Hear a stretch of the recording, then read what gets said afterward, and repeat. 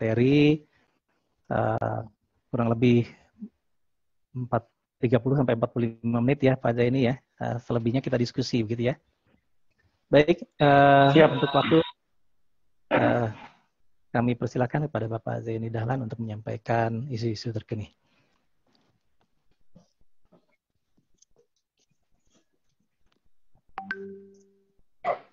Baik, terima kasih banyak Pak Deru, Bapak Ketua 1 DPP PTGMI yang pagi hari ini menjadi moderator kita semua. Yang saya hormati Ibu Ketua Umum DPP PTGMI, para pengurus DPP yang terhormat, para Ketua DPD PTGMI seluruh Indonesia kecuali DPD Papua, para admin P2KP, para admin sikap, baik keuangan maupun keanggotaan, dan P2KB online. Assalamualaikum warahmatullahi wabarakatuh. Selamat pagi, salam sejahtera untuk kita semua. Om Swastiastu, Namo Buddhaya, salam kebajikan. Salam PTGMI, amanah, profesional, manfaat. Sama-sama, terima kasih banyak pada panitia yang telah meminta saya untuk menyampaikan satu materi barangkali. Tadi sebetulnya Ibu Ketua Umum sudah banyak menyampaikan arahan dan peringatan pada kita semua, pesan-pesan bagaimana organisasi profesi sekarang berjalan dan sudah sampai mana, dan tentu kita harus bagaimana ke depan gitu. Nah, barangkali saya hanya ingin menambahkan apa yang sudah disampaikan oleh beliau tadi secara detail dan operasional. Di dalam jadwal memang judul sesi kali ini adalah isu-isu terkini. Cuman kalau menggunakan kata-kata isu-isu itu kayaknya seperti gosip gitu ya. Atau selalu kita asosiasikan dengan persoalan atau masalah gitu. Saya ingin mengajak Bapak dan Ibu sedikit refleksi saja, artinya kita coba evaluasi apa yang selama ini kita sudah laksanakan, sudah kita capai di dalam kehidupan berorganisasi kita, di dalam rumah profesi kita, rumah besar bersama yang kita namai sebagai PTGMI mulai 2017 yang lalu di Munas ke-7 di Padang.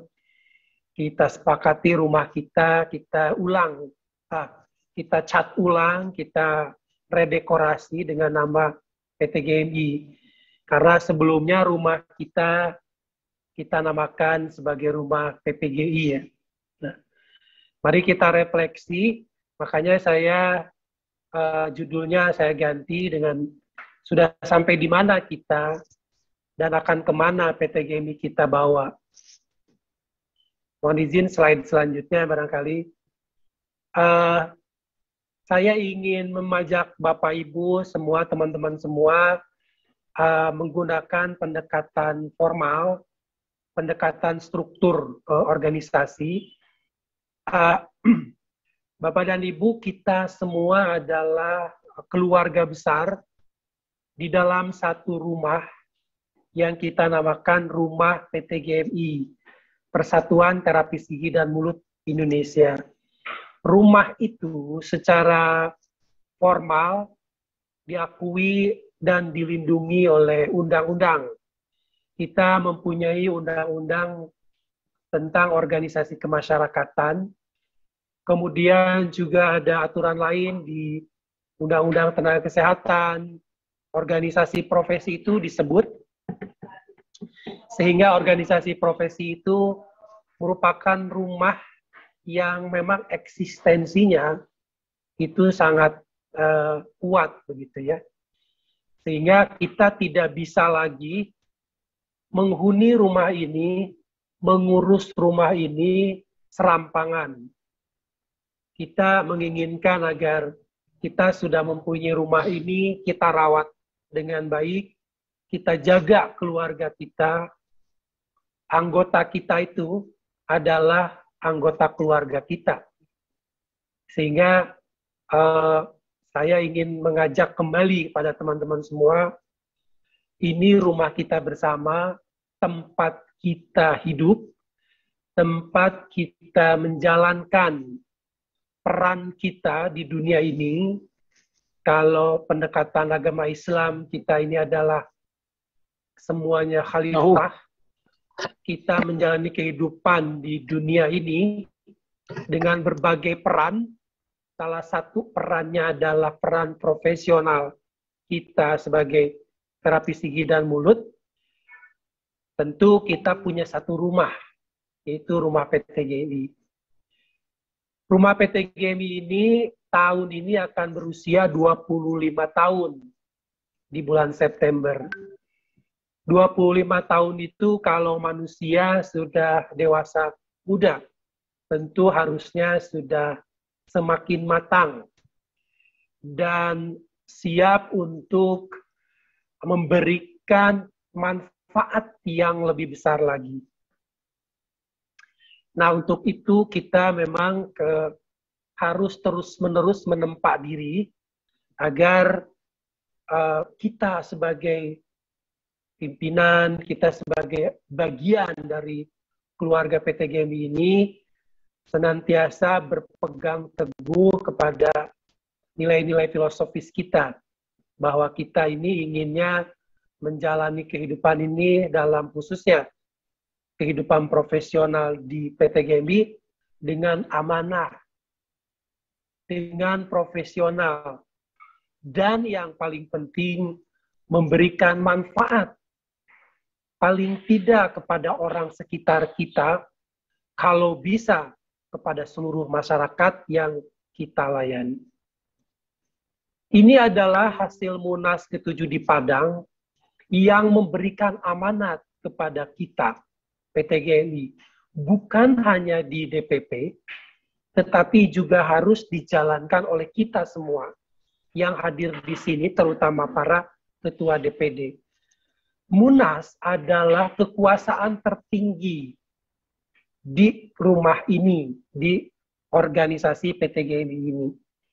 Ini adalah guideline, ini adalah garis besar bagaimana kita di dalam memelihara, di dalam merawat, dan menjalankan roda kehidupan di dalam rumah kita, PT GMI.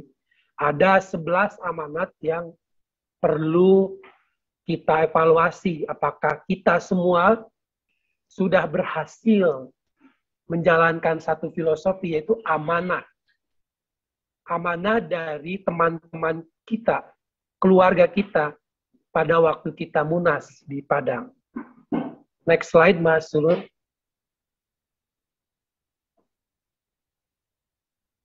Ini terlalu kecil barangkali ya. Nah, kami di DPP sudah berupaya mengejawantahkan.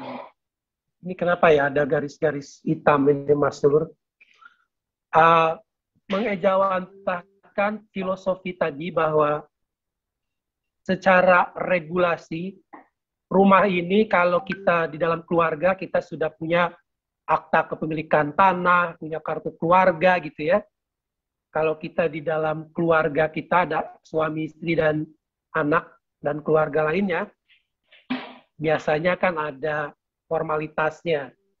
Kita punya kartu keluarga, kita kalau punya rumah ada sertifikat tanah, sertifikat rumah, kalau punya mobil ada BPKP, gitu ya.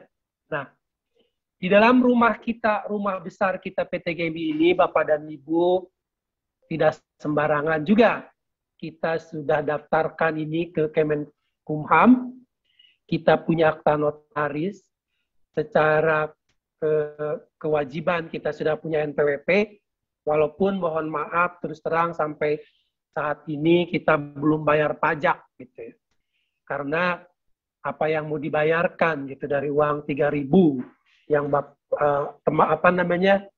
anak-anak kita atau anggota kita kumpulkan begitu. Ini berarti kita harus sepakati bersama bahwa ini adalah rumah kita yang sudah kita bangun bersama, yang tentu kita tidak rela kalau rumah ini kemudian kita tidak pelihara dengan baik. Next slide, Mas Sulur.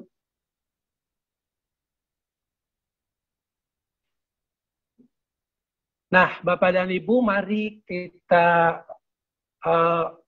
lihat rumah kita sudah bagus, bahkan secara fisik. Alhamdulillahirrahmanirrahim. Puji syukur kehadirat Allah Subhanahu wa Ta'ala atas karunia-Nya kita sudah punya rumah fisik, ya, punya sekretariat, hasil dari urunan kita bersama. Walaupun kecil, tetapi kita upayakan bisa nyaman dan bisa kondusif untuk pengurus pusat bekerja. Nah, tetapi secara non-fisik kita juga punya tata kelola yang diharapkan bisa menjadi panduan bagi kita semua bagaimana mengurus rumah kita ini. Tadi sudah saya sampaikan ada program kerja, kemudian kita coba program kerja itu kita ejawantahkan ke dalam visi, misi, kemudian di dalam kehidupan berprofesi kita juga tentu perlu aspek-aspek ideologis yang kita tuangkan dalam nilai-nilai, dan kemudian secara operasional ketika kita mengurus rumah ini, kita tentu harus membagi pekerjaan. Kalau Bapak dan Ibu di rumah tangga, tentu barangkali sudah ada pembagian kerja, siapa yang ngepel, siapa yang nyapu, siapa yang nyuci piring, dan sebagainya, gitu ya. Kita pun di rumah ini tentu harus demikian, supaya rumah kehidupan kita berjalan dengan baik. Next slide.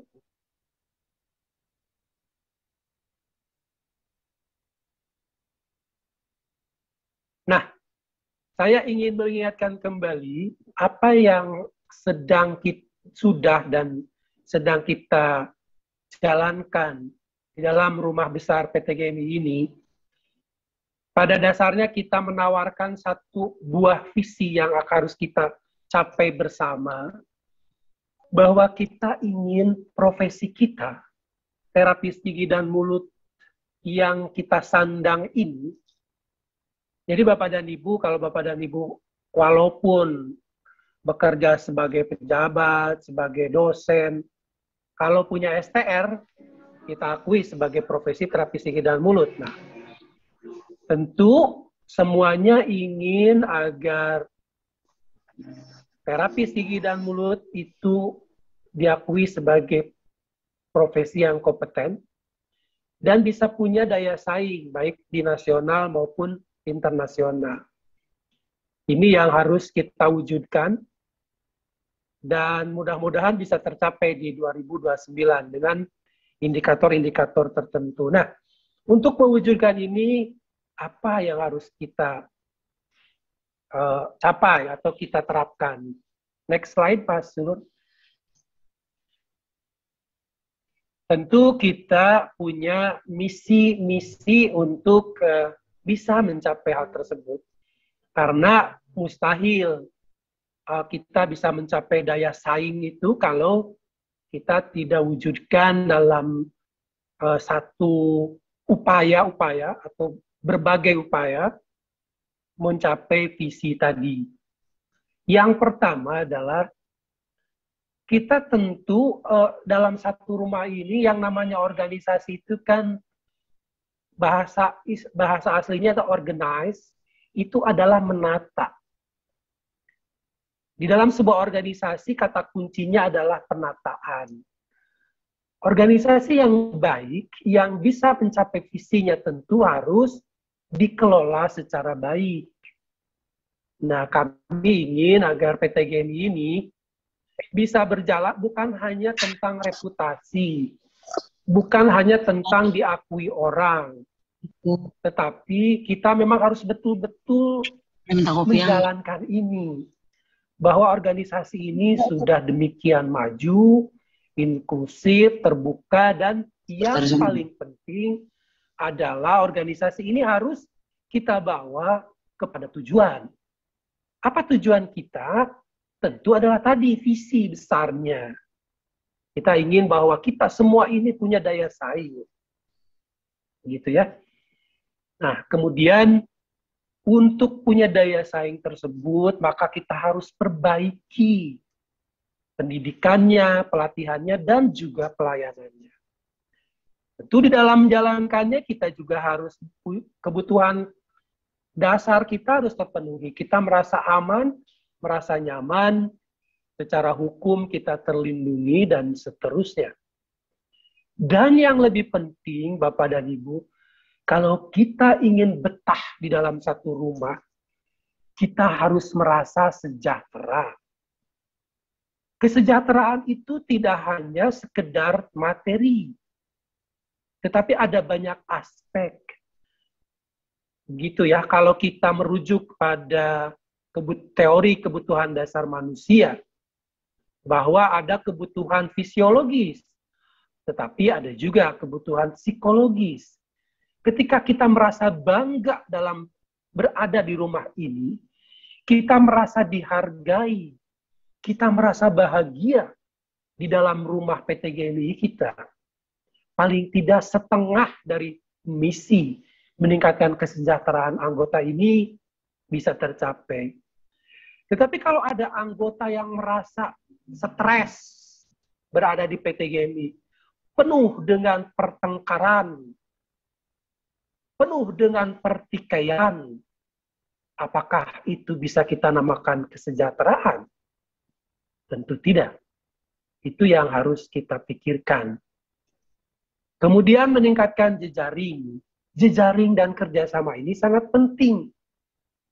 Karena kita tidak berada pada ruang hampa udara. Tadi kita sudah sampaikan bahwa salah satu nilai-nilai kita adalah manfaat. Kita tidak akan bermanfaat kalau kita tidak membangun jejaring. Kita tidak bersentuhan dengan masyarakat. Kita tidak bekerja sama dengan orang lain. Makanya itu jejaring dan kerjasama baik nasional maupun internasional itu harus kita wujudkan. Karena percuma kita sibuk berada di dalam rumah sendiri, tapi kita tidak bersosialisasi, kita tidak mengulurkan tangan. Atau bahkan kalau rumah kita bagus, kondisi rumah tangga kita juga bagus, kita tidak akan terbebas dari kebutuhan bantuan dari orang lain. Oleh karena itu, jejaring dan kerjasama adalah sebuah kunci. Slide berikutnya, Mas Sulur, mohon bantuan. Baik, itu misi Bapak dan Ibu. Nah, tadi saya sudah sampaikan bahwa harapannya kita menginternalisasikan nilai-nilai ini ke dalam jiwa kita bersama-sama. Kita ingin menjalankan profesi kita ini secara amanah. Apa yang dibebankan kepada kita, kewajiban-kewajiban yang harus kita jalankan itu, kita jalankan secara amanah. Kita pikul amanah itu dengan profesional. Profesional itu mempunyai makna, Bapak dan Ibu, bahwa apa yang kita lakukan itu harus mempunyai tanggung jawab, tanggung gugat, kemudian patuh hukum, patuh etika, kemudian berdasarkan keilmuan yang bisa dipertanggungjawabkan. Satu lagi yang paling penting, setelah amanah dan profesional, apa yang kita lakukan harus menyentuh apa yang diperlukan oleh orang lain. Dalam hal ini adalah pasien barangkali, kelompok masyarakat, kehadiran kita itu dirasakan manfaatnya oleh orang banyak.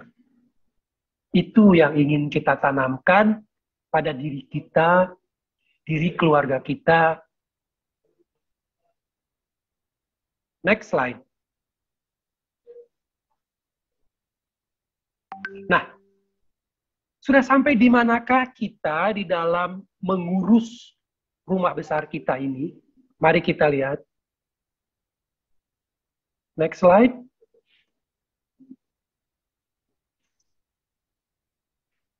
Nah, ini adalah upaya kami untuk menilai apakah kami sudah cukup amanah. Dan tentu ketika kita bicara kami, bukan hanya DPP. Kami ingin juga mengingatkan bahwa peran DPD juga sangat penting. Pertama, di dalam amanat Munas, kita semua, baik DPP maupun DPD, harus dapat menerapkan upaya-upaya peningkatan kuantitas dan kualitas keanggotaan. Alhamdulillah kita sudah punya aplikasi Sikap yang bisa memberikan fasilitas kepada kita untuk lebih baik di dalam pengelolaan baik kuantitas maupun kualitas keanggotaannya. Tetapi apa yang sudah kita capai? Coba Bapak Ibu admin lihat di dashboard. Ada ribuan yang masih belum aktif. Ada ratusan yang belum diverifikasi. Ada ratusan juga yang tiba-tiba jadi non-aktif. Mungkin ada ratusan di luar sana yang berkeliaran, mempunyai STR tetapi tidak menjadi anggota kita. Tentu ini harus kita pikirkan bersama-sama. Bagaimana kelanjutannya?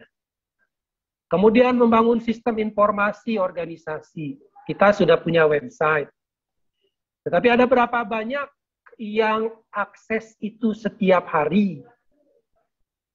Ada beberapa banyak yang sharing informasi di sana. Tentu walaupun ini sudah 100% berfungsi, kuantitas, kualitas, dan pemeliharaannya harus terus kita pelihara dengan baik. Kemudian ada amanat untuk meningkatkan upaya-upaya penggalangan, baik sumber daya maupun dana untuk kepentingan organisasi. Bapak dan Ibu memang sudah mengalami peningkatan signifikan saat ini. Tetapi Bapak dan Ibu ternyata makin tahun kebutuhan kita juga tidak makin sedikit. Begitu. Dan ini harus kita pikirkan bersama-sama. Bagaimana nanti kita bisa menghadapi tantangan ini. Karena kita juga tidak bisa terus-menerus juga bergantung kepada iuran anggota yang terus terang ada banyak anak-anak kita atau adik-adik kita yang masih belum semapan Bapak dan Ibu atau kita. Yang ketika iuran 3.000 aja nampaknya mau nangis karena belum bergaji. Nah, ini yang perlu kita perbaikan. Barangkali kita harus punya mekanisme fundraising atau pengumpulan dana selain dari sumber iuran. Next slide. Kita coba evaluasi kinerja berikutnya Bapak dan Ibu. Di dalam Munas ke-7 di Padang, kita semua diamanatkan untuk meningkatkan kualitas pendidikan pelatihan, serta pelayanan. Baik, di tingkat pusat kami sudah mencoba terlibat di dalam penyusunan kurikulum. Kemarin juga kita ada lokakarya untuk sedikit demi sedikit menata agar kualitas pendidikan dan pelatihan ini menjadi lebih baik. Nah, kemudian kita juga alhamdulillah sudah punya standar kompetensi yang ditetapkan oleh Menkes. Tetapi kita belum punya standar pendidikan. Standar pelayanan belum direvisi. Nah, alhamdulillah sekarang kita sedang berproses untuk SKKNI yang sebentar lagi mudah-mudahan bisa diakui di Kemenaker. Ya. Nah, ini bisa berguna untuk teman-teman yang di luar PNS atau untuk kredensialing. Nah, kemudian juga kita berupaya mengatur pelatihan dan sebagainya melalui Komisi P2KB. Kita sudah punya pedoman. Tetapi lagi-lagi Bapak dan Ibu kami menilai bahwa tidak semua membaca, tidak semua mengerti, dan tidak semua menjalankan apa yang sudah kita pedomankan. Begitu. Kemudian kita ingin semua bahwa kehidupan profesi kita kan tadi profesional, yang berbasis saintifik, berbasis keilmuan. Tetapi kita sendiri kadang-kadang bingung keilmuan kita ini apa. Nah, ini yang perlu kita pikirkan bersama-sama dan kita perbaiki. Next slide.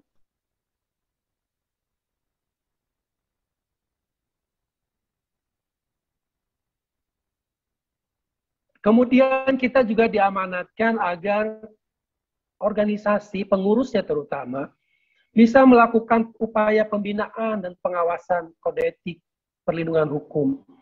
Kita sudah punya majelis kehormatan etik. Lagi ngasih video. Ya, sekarang aku golek password, Mas. Kan dia mau kasih tahu. Astagfirullah. Baik, golek opo toh, Bu?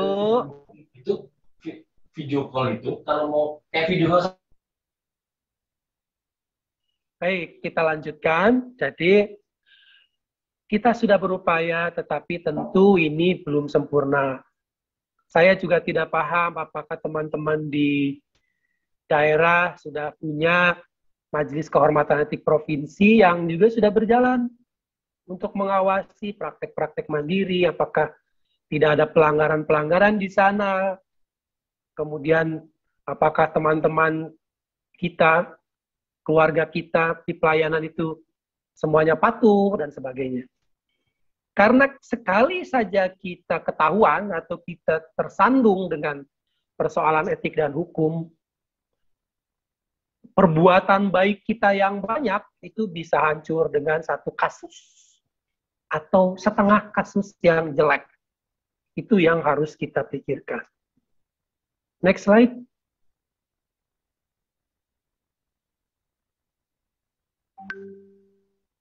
Kemudian ini banyak Bapak dan Ibu amanat dari Munas itu. Melaksanakan advokasi penguatan regulasi, saya kira ini tadi Ibu Ketum sudah menyampaikan juga bagaimana perjuangan beliau yang setiap hari harus mengikuti rapat, ada 2, ada 3, dan sebagainya. Kita sudah menjadi mitra pemerintah yang baik, tetapi memang kita perlu effort, perlu upaya, perlu dukungan dari berbagai aspek, dan lagi-lagi belum semua regulasi itu bisa menyenangkan. Ada revisi-revisi atau aturan-aturan baru yang juga masih memandang sebelah mata kehadiran atau eksistensi dari terapis gigi dan mulut. Nah, kemudian tadi kita juga berbicara tentang pentingnya jejaring, walaupun memang sudah dilaksanakan, tetapi memang belum optimal. Next slide. Ada 11 amanat yang perlu kita pertanggungjawabkan kepada Munas.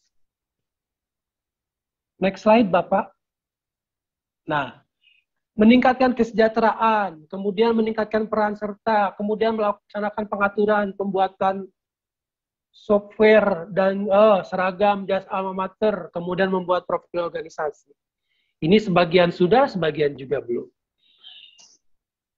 Next slide saja, Bapak Ibu. Kita lihat mau kemana PT GMI kita, gitu ya, ke depan. Setelah apa yang kita capai, ada yang mungkin bagi teman-teman ada yang mempunyai kesan, wah lumayan ya sekarang sudah punya website, sudah punya aplikasi. Ada banyak, bukan banyak. Ada beberapa organisasi lain yang bahkan kebingungan ketika mengelola anggotanya misalnya. Tetapi apakah kita sudah bisa cukup puas dengan apa yang sudah kita capai? Harusnya tidak. Nah, mari kita lihat mau kemana PT GMI kita setelah ini. Lanjut. Nah, lanjut lagi. Ini tadi saya mengulang saja misi yang ingin diraihnya. Anggap saja misi yang ingin diraih itu masih sama ya. Nah, ketika kita berbicara tentang kita mau kemana, kita harus refleksi. Apa yang kita hadapi saat ini? Oke, kita ingin tata kelola organisasi ini maju, inklusif, terbuka, berorientasi pada tujuan. Apa yang terjadi? Kami masih bisa menilai bahwa sebagian besar masih tradisional. Belum kita bisa katakan bahwa 100% organisasi PTGN ini adalah organisasi yang maju. Apa indikatornya Bapak dan Ibu? Organisasi paling tidak secara sederhana, organisasi yang maju itu adalah yang dikelola tidak setengah-setengah. Yang dikelola hanya menyisihkan sebagian waktu saja. Ini apa nih? Oh, download. Dah. Jadi buka nih Bu Zoom. Jadi sebagian masih tradisional.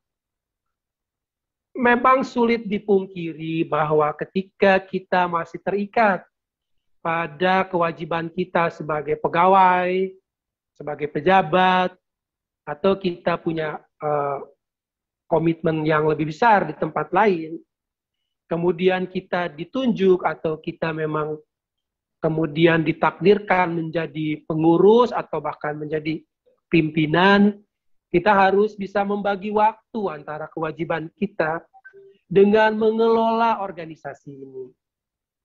Tetapi bukan berarti ketika kita harus berbagi, kemudian tata kelolanya tradisional. Tata kelola organisasi yang maju itu bukan berarti yang pakai roda ya, karena yang pakai roda bisa maju. Gitu. Garing ya.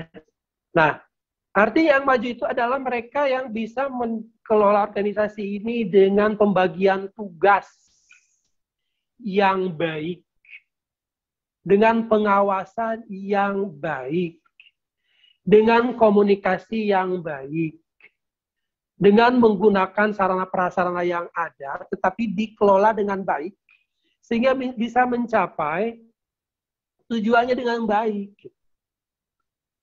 Kemudian saya sudah sering sekali menyampaikan, organisasi tradisional itu yang misalkan sekretariatnya masih numpang di rumah, tidak ada wujudnya gitu. Salah satu indikator yang agak maju sedikit aja, paling tidak walaupun numpang di rumah, tapi ada identitasnya, gitu ya. Nah kemudian kita ingin juga organisasi yang inklusif. Inklusif itu seperti apa? Bapak dan Ibu, inklusif itu artinya bahwa organisasi ini kita jalankan tidak berdasarkan suku, agama, ras, kemudian kemampuan dan sebagainya. Tetapi masih ada yang eksklusif ketika menjadi pengurus. Maka kita tidak berpikir bahwa kita itu sebetulnya adalah pesuruh dari anggota. Yang paling berkuasa itu dalam organisasi ini adalah anggota. Kita ini adalah pegawai mereka. Tetapi ada yang merasa bahwa ketika menjadi pengurus adalah diberikan hak yang eksklusif. Sehingga kita agak ragu, bukan agak ragu ya, kurang mendengarkan apa yang disampaikan oleh anggota. Demikian ya. Kemudian harus terbuka. Apapun yang disampaikan oleh anggota, kita harus tampung dan kita coba olah menjadi muatan-muatan untuk perbaikan. Tapi faktanya masih saja ada organisasi yang tertutup, gitu ya. Tidak membuka diri terhadap apa yang terjadi di grassroots. Sehingga akar rumputnya lari ke atas. Gitu. Dan kita semua barangkali tidak semuanya membaca renstra, membaca visi, membaca misi, mempunyai proker. Sehingga banyak juga yang nggak ngerti organisasi ini mau dibawa kemana. Begitu. Nah ini yang fakta yang kita temukan. Mohon koreksi kalau saya salah. Next slide.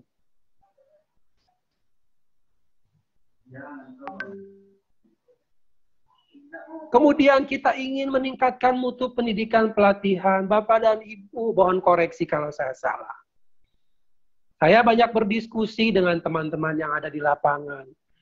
Keluhannya masih tetap sama bahwa ada banyak lulusan baru yang bengong ketika menemukan di lapangan, di fasilitas pelayanan kesehatan gigi, kemajuan teknologinya jauh dari apa yang diajarkan di jurusan atau di prodi.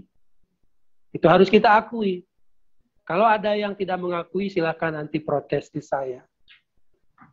Kemudian ada lembaga-lembaga pendidikan yang tidak paham. Pendidikannya mau dibawa kemana, kurikulumnya sendiri nggak ngerti. Nah, kemudian yang paling krusial menurut saya bahwa kita semua, termasuk saya, di dalam mengurus organisasi ini, dalam menjalankan organisasi ini, belum sepenuhnya punya budaya ilmiah, akademik. Indikatornya apa? Sederhana saja. Ketika kita ke toko buku, apakah Bapak dan Ibu pernah melihat ada buku teks berjudul buku konsep asuhan kesehatan gigi yang dijual bebas di Gramedia atau di Gunung Agung? Kalau ada yang dapat, saya kasih hadiah. Satu itu.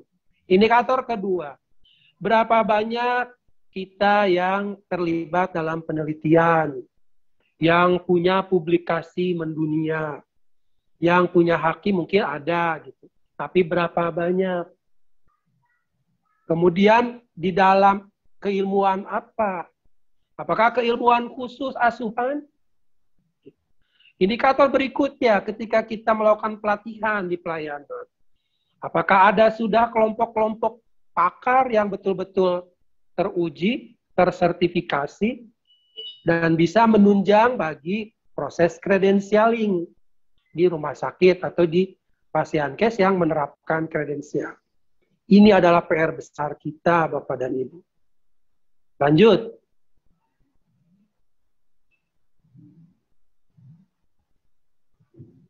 Kemudian kita harus juga memberikan perlindungan hukum. Saya bertanya, apakah semua anggota profesi kita yang memang berkualifikasi D3 atau memenuhi standar sudah bisa membuka praktek mandiri? Ada banyak di daerah-daerah yang kemudian takut karena tidak mendapatkan hak-hak hukumnya. Tetapi di sisi yang lain, apakah semua anggota sudah memenuhi kewajibannya? Mematuhi hukum dan perundang-undangan berlaku dan juga kode etiknya. Kita juga harus pastikan itu. Lanjut.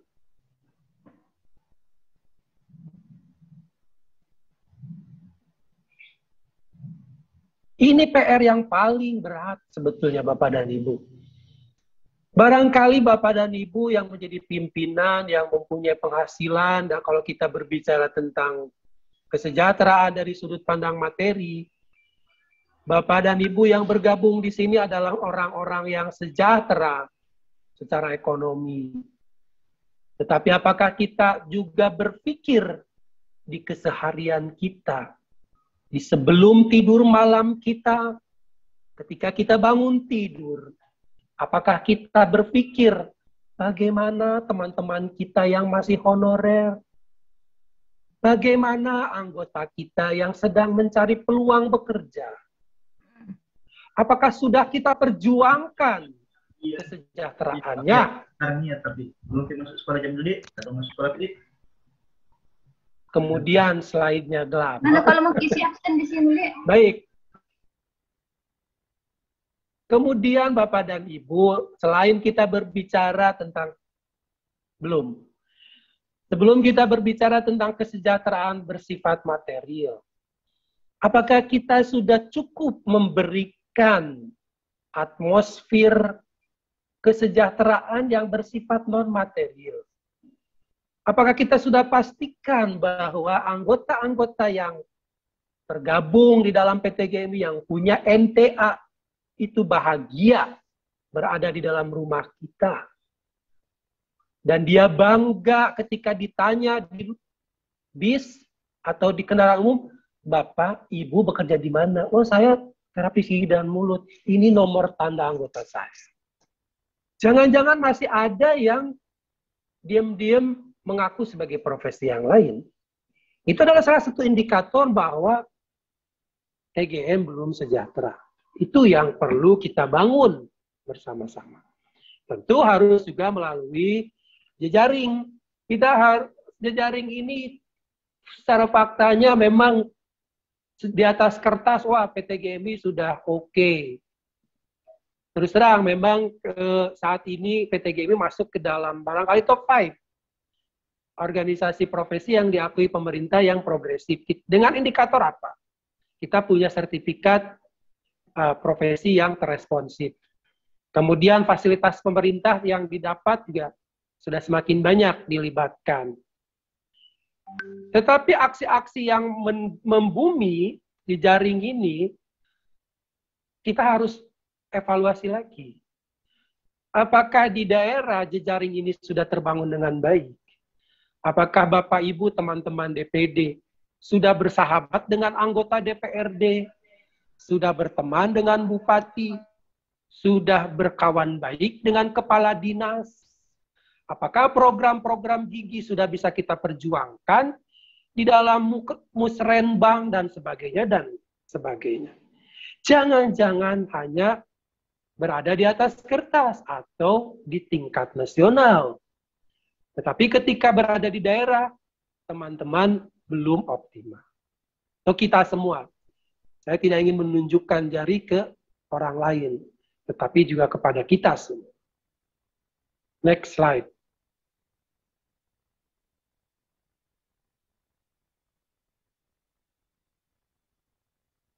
Demikian Bapak dan Ibu, teman-teman sejawat yang saya cintai. Ada banyak hal-hal yang insya Allah kita upayakan capai sesuai dengan amanah Munas tadi. Tetapi ada banyak lagi hal-hal yang belum kita capai. Ada banyak lagi hal-hal yang perlu kita perjuangkan. Tentu DPP, Ibu Ketum sudah berupaya semaksimal mungkin. Di bawah kepemimpinan beliau, kita sudah banyak belajar. Nah, tinggal kita semua, para ketua DPD, yang diberikan amanah oleh anggota di bawah, untuk bisa membantu kami, mengejawantahkan apa yang menjadi visi, menjadi misi dari kita semua, dan harapannya tidak boleh cepat puas. Apa yang kita capai hari ini tentu hari esok harus lebih baik. Demikian barangkali Bapak dan Ibu, saya tidak akan membahas isu-isu yang sporadis begitu. Saya ingin lebih mengajak kita refleksi bagaimana kita harus menjalankan atau memelihara rumah kita bersama rumah PT GMI. PT GMI amanah, profesional, manfaat. Terima kasih. Kurang lebihnya mohon dimaafkan. Wabillahi taufiq wal hidayah. Wassalamualaikum warahmatullahi wabarakatuh. Waalaikumsalam warahmatullahi wabarakatuh. Baik, terima kasih Pak Zaini, Sekretaris Umum DPP PT GMI yang sudah menyampaikan sampai di mana kita tadi ya. Bukan hanya sekedar isu-isu terkini, tetapi merupakan bahan introspeksi diri ya bagi organisasi kita, DPP PT GMI secara keseluruhan.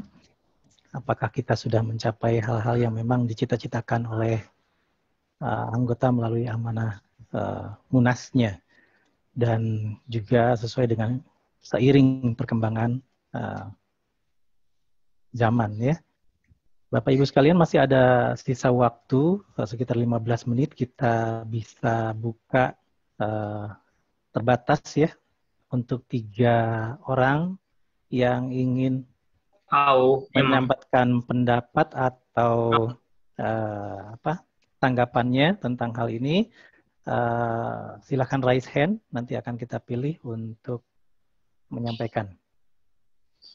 Silakan boleh raise hand terlebih dahulu agar kami bisa melihat siapa yang mengangkat tangan gitu ya. Raise hand pakai aplikasi ya, dari menu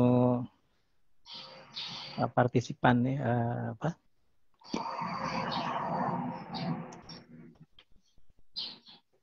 di Reaction. ya profil Bapak Ibu ya. Ada? Tidak ada? Atau mau yang menyampaikan langsung boleh silakan di unmute. Diizinkan Jawa Timur, Pak Deru. Silakan Pak Sutris.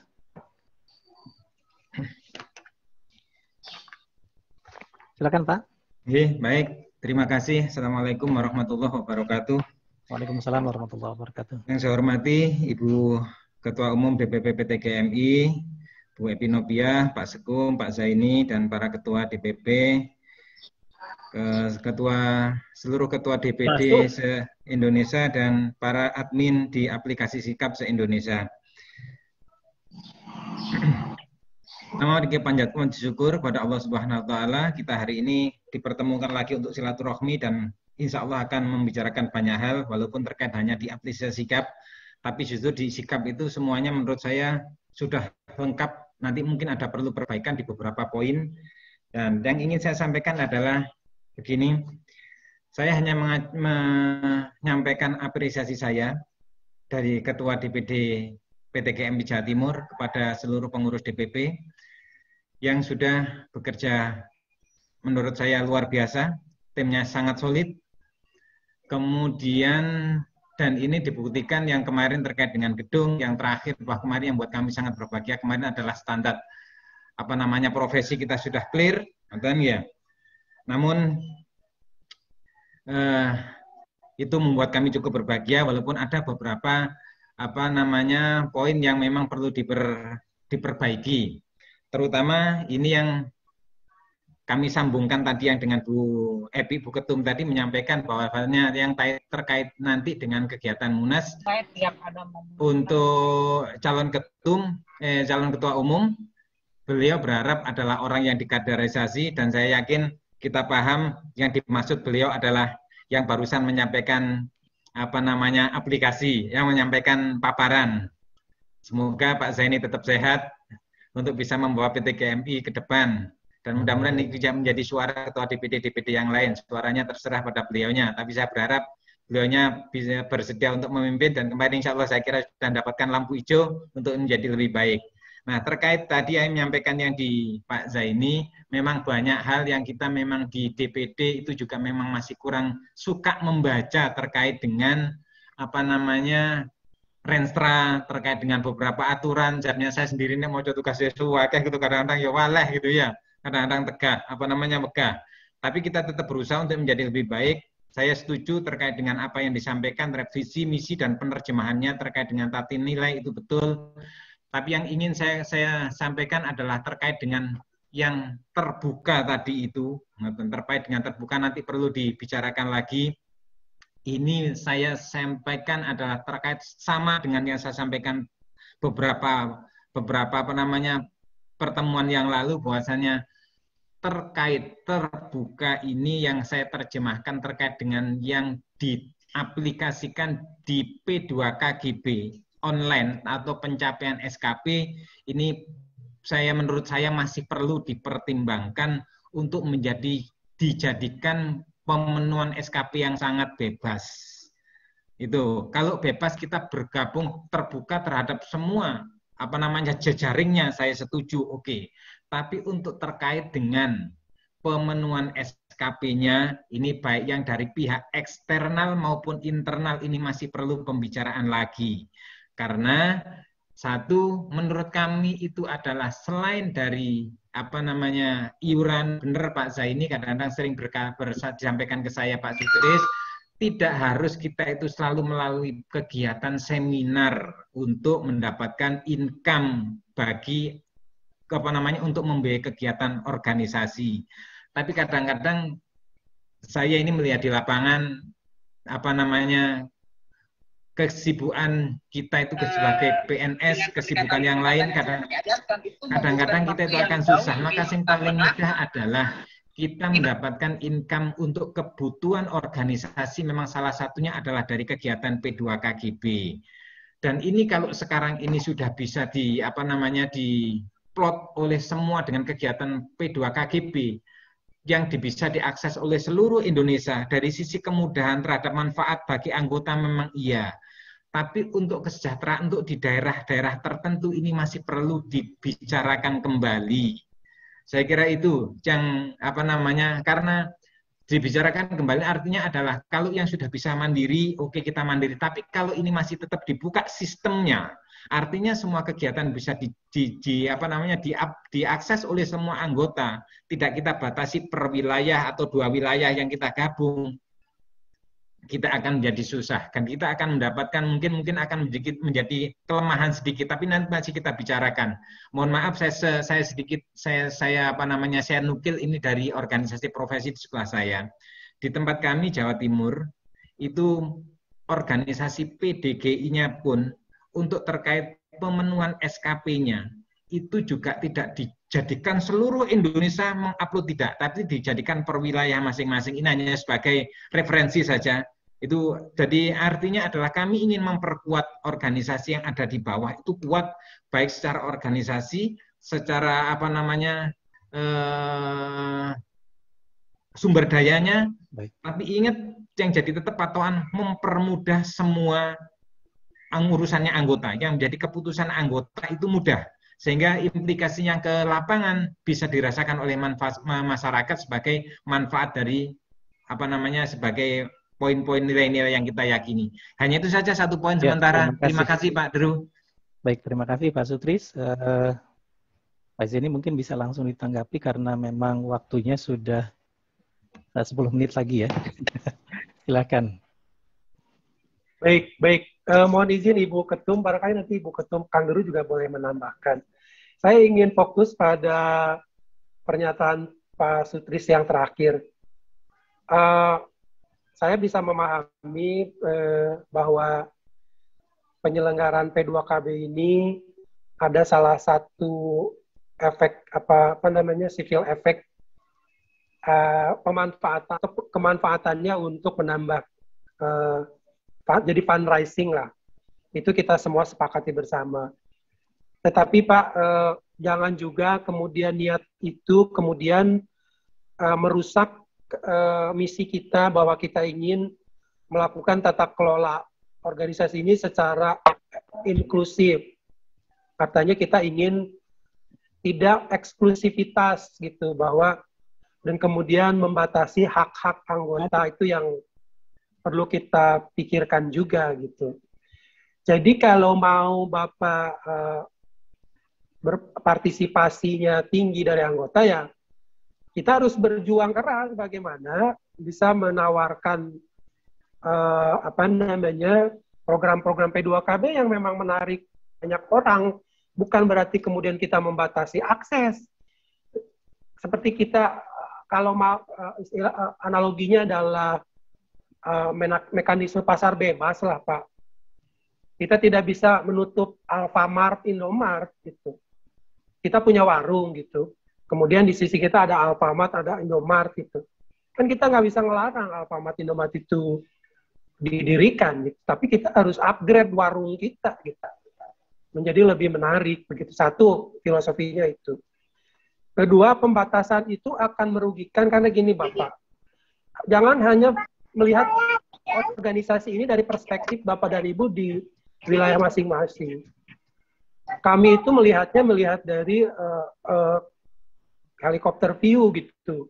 Indonesia itu dari Aceh sampai Papua begitu, yang tidak semua juga bisa bergerak P2KB-nya. Ketika kemudian dibatasi bahwa misalkan ada teman-teman anggota PTGMI di Papua yang membutuhkan SKP, tetapi kemampuan tim atau unit P2KB-nya belum secanggih Jawa Timur dan mempunyai program-program yang terstruktur, maka dia akan mati suri Bapak.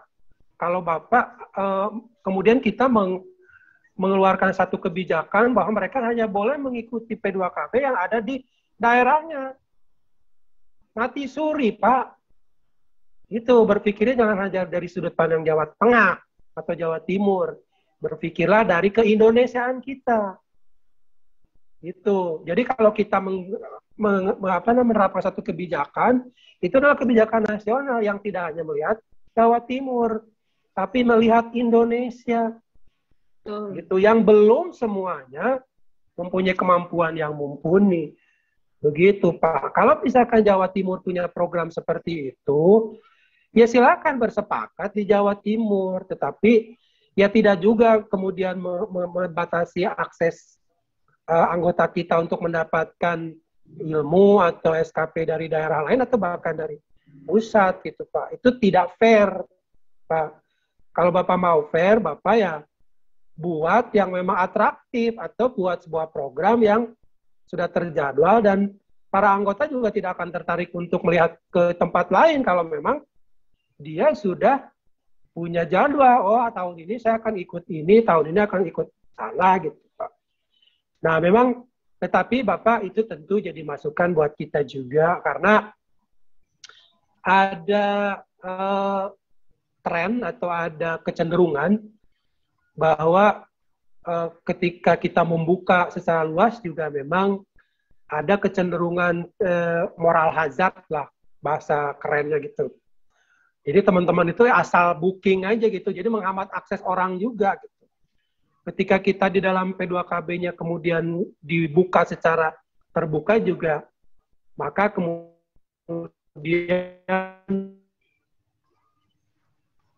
punya strategi booking tuh, pokoknya aku daftar aja dulu gitu. Padahal dia belum tentu perlu juga, atau belum tentu dia nanti akan transfer juga, menghambat orang lain yang memang betul-betul perlu. Nah, itu yang mungkin akan menjadi masukan buat kami, bagaimana kami nanti mengembangkan kira-kira mekanisme seperti apa. Tentu harus ada pertimbangan-pertimbangan juga gitu. Memang ada kelemahan juga sih di sistem yang terbuka tadi gitu. Tetapi juga tidak karena ada kelemahan di mekanisme terbuka, kemudian jawabannya adalah mekanisme tertutup. Tidak demikian gitu. Tentu harus ada win-win solution yang bisa menjawab keresahan Bapak di Jawa Timur dan juga kemudian tetap bisa mengakomodir teman-teman lain yang belum sepenuhnya berdaya. Saya kira saya ingin mengomentari yang itu saja, yang lain tentang suksesi dan sebagainya kita serahkan aja pada Munas dan saya pribadi, dan sebetulnya pengurus DPD semua, DPP semua kayaknya setuju dengan saya bahwa kita ini ingin menjalankan organisasi ini dengan sangat demokratis, tidak ada kepentingan apapun, kepentingan utama kami adalah bagaimana melayani anggota. Saya kira demikian Bapak Ibu. Demikian Kang Deru, terima kasih. Pak Sekum, betul sekali apa yang disampaikan Pak Sekum. Jadi intinya memang untuk pembahasan dua hari ini, hari Sabtu dan besok Minggu, secara teknis memang akan kita upayakan perbaikan-perbaikan dalam atau dari sisi aplikasi ya, dan juga bagaimana pemanfaatan aplikasi itu sendiri apakah sudah optimal atau belum.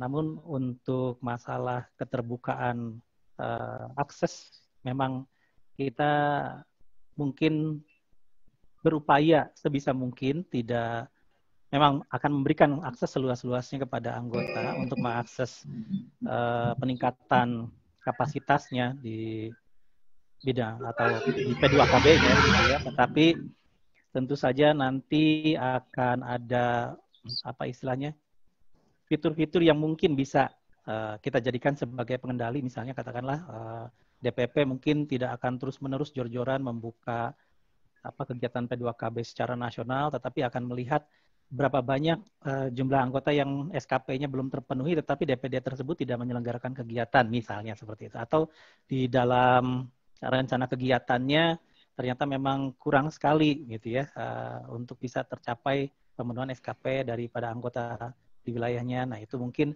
akan menjadi bahan pertimbangan bagi DPP untuk menyelenggarakan kegiatan-kegiatan P2KB yang untuk mengakomodir atau memfasilitasi anggota-anggota tersebut di daerah-daerah tersebut. Nah, sebetulnya keuntungan dari keseluruhan DPD termasuk Jawa Timur bahwasannya dengan terbukanya akses ini memang betul persaingan bebas, artinya DPD Jawa Timur itu bisa menyelenggarakan sebagus mungkin kegiatan-kegiatan yang pesertaannya boleh lintas provinsi, lintas DPD, sehingga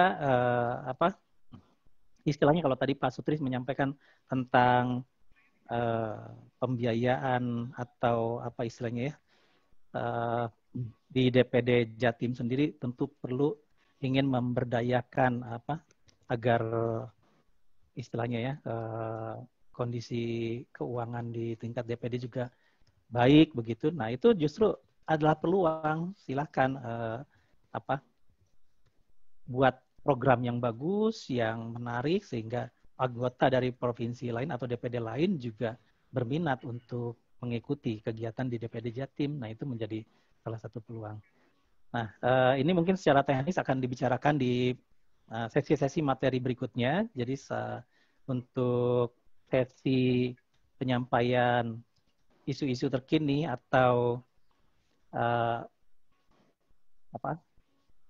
introspeksi diri kita ya sebagai organisasi profesi secara tingkat, mungkin kesimpulannya memang kita secara legalitas organisasi di tingkat pusat memang sudah dimiliki. Tinggal bagaimana kelanjutannya di tingkat DPD dan DPC, apakah seluruhnya sudah juga menindaklanjuti begitu ya?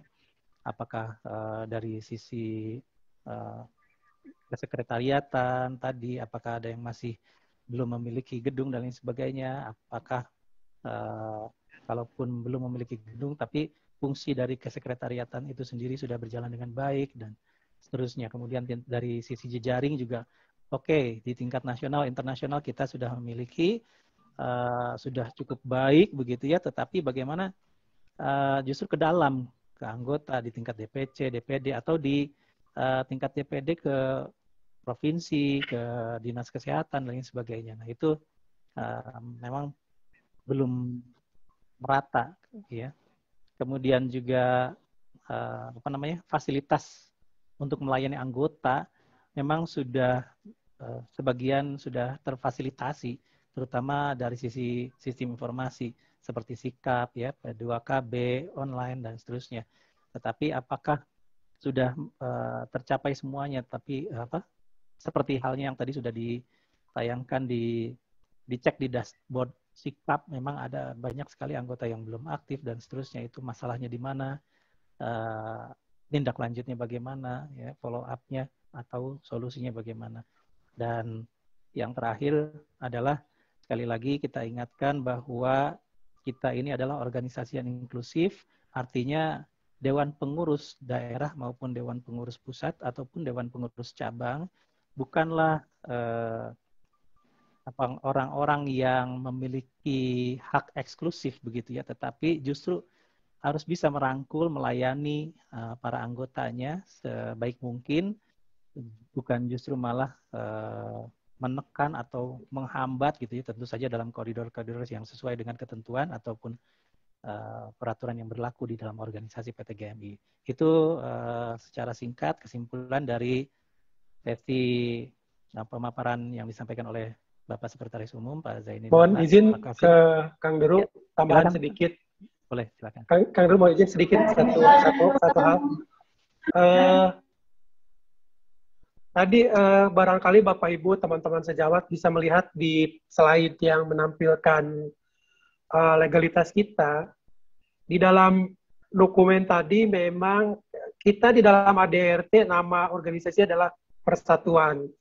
Tetapi di dalam legalitas kita, dokumen legal kita, itu ditulis sebagai perkumpulan. Nah, kenapa itu terjadi? Karena memang secara legal, di Kemenkumham, kemudian itu sekarang istilah persatuan itu sudah tidak dikenal. Sehingga barangkali kita harus berpikir untuk ke depan kita bersepakat bahwa penamaan persatuan itu barangkali bisa kita ubah menjadi perkumpulan, karena undang-undang organisasi kemasyarakatannya, kemudian secara operasional pendaftaran di Kemenkumham itu tidak ada pilihan kata persatuan, adanya perkumpulan. Itu yang perlu saya sampaikan di sini. Terima kasih Kang Deru. Ya, terima kasih Pak Zeni atas tambahannya. Baik Bapak Ibu sekalian, itu sesi pertama yang memang sudah kita lewati sekarang. Sekali lagi kita berikan apresiasi, aplaus untuk Bapak Zaini Zahlan yang sudah menyampaikan tentang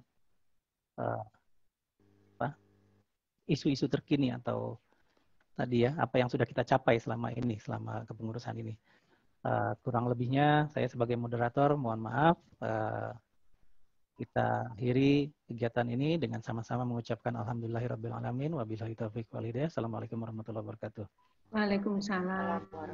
Ya, saya kembalikan kepada MC, mungkin ada Ya. break sebentar ya, 15 menit ya. Ya, terima kasih Pak Deru, terima kasih Pak Jaini.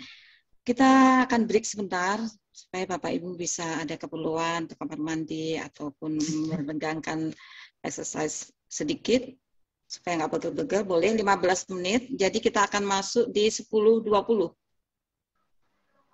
Ya, Pak Deru, 10.20. Kita akan mulai lagi untuk sesi berikutnya. Jadi teman-teman supaya hemat waktu karena supaya tidak terlalu sore, tentu teman-teman akan 10 menit cukup kali Ibu. 10 menit boleh. Jadi kita tidak bergeser ya.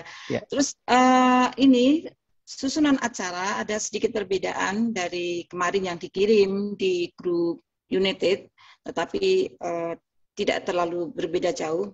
Bergesernya sangat sedikit aja. Kita 10 menit ya.